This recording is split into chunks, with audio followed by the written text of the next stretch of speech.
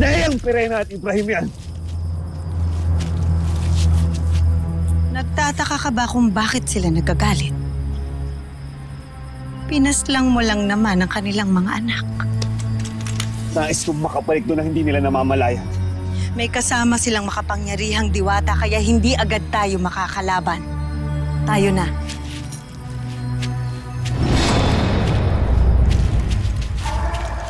Kaaway ka pa rin ba? Pinasundan kayo sa akin ni Avria upang tulungan. Ano't pabalik na kayo? Upang sabihin sa ating Hara Avria na nais makipag-usap sa kanya ni Danaya. Kaya kailangan na natin makabalik sa Eteria upang magamot ang brilyante ng diwa ang iyong mga sugat. Tayo na.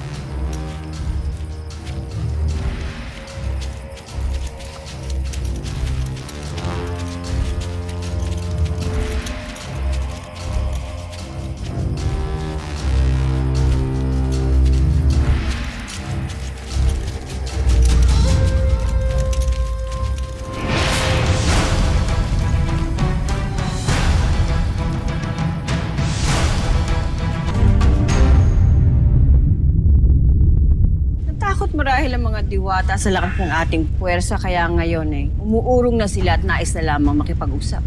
Huwag niyong pakinggan si Danaya, Hara. Marahil ay may masamang balak ito sa atin, kaya nilalansi lamang nila tayo. Sa palagay mo, anong ibang binabalak nila?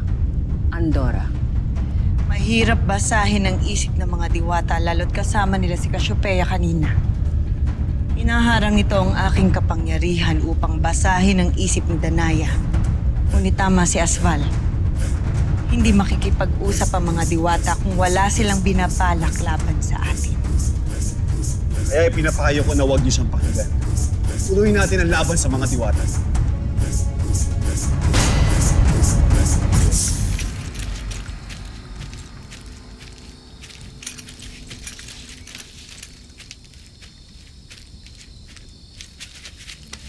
Huwag kang maingay.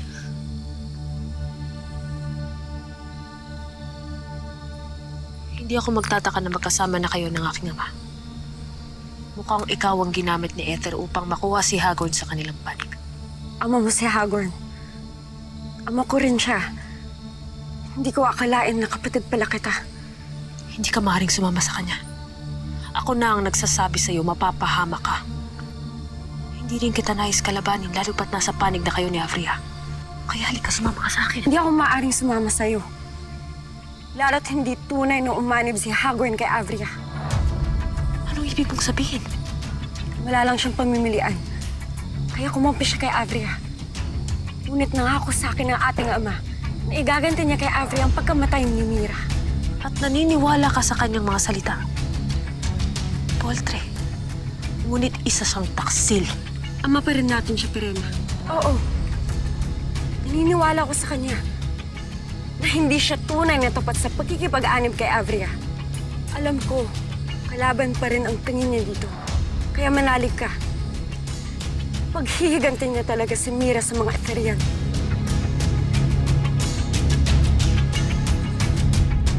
Bakit kailangan ninyong makipagdigma sa mga sangre? Ngayong ito tila sumusuko na ang mga kalaban.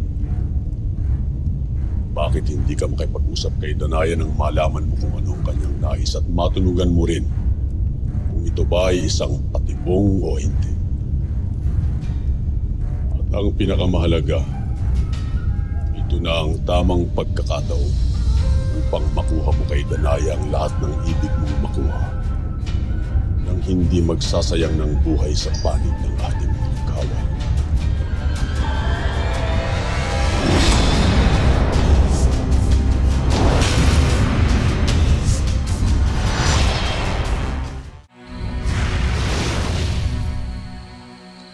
Dito na lamang kita may hahatid, Apoy. Nakatitiyak ka bang hindi ka nasasama sa akin? Inuulit ko, Luna. Hindi mo palubusang kilala ang ating ama. Ayokong ikaw ay mapahamak. Magamit sa anumang maitim niyang balak. Hayaan mo makilala ko siya sa sarili kong pamamaraan at karanasan. Kung ganun, ikaw ang bahala. Basta't mag-ingat ka.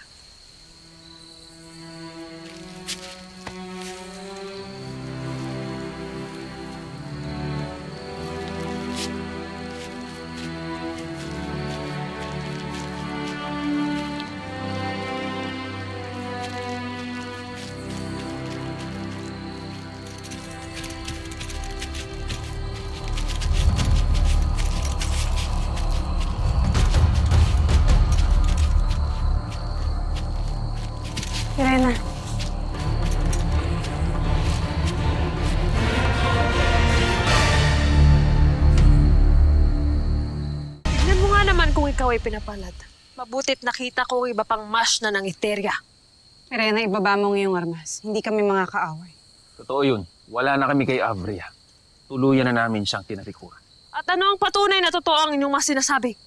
Pagkat nakawala na ako sa kanyang kapangyarihan, nakikilala ko na ang aking sarili, Perena. Pati ang aking nakaraan. Kaya wala nang dahilan upang umanib ako sa mga kaaway. Ang tanging nais ko lamang ay makasama si Deshna, na inakala ko rin isang kaaway. Ngunit naunahan ka na ni Hagorn. Nasa kampo niya na ang iyong anak. Buhay si Hagorn?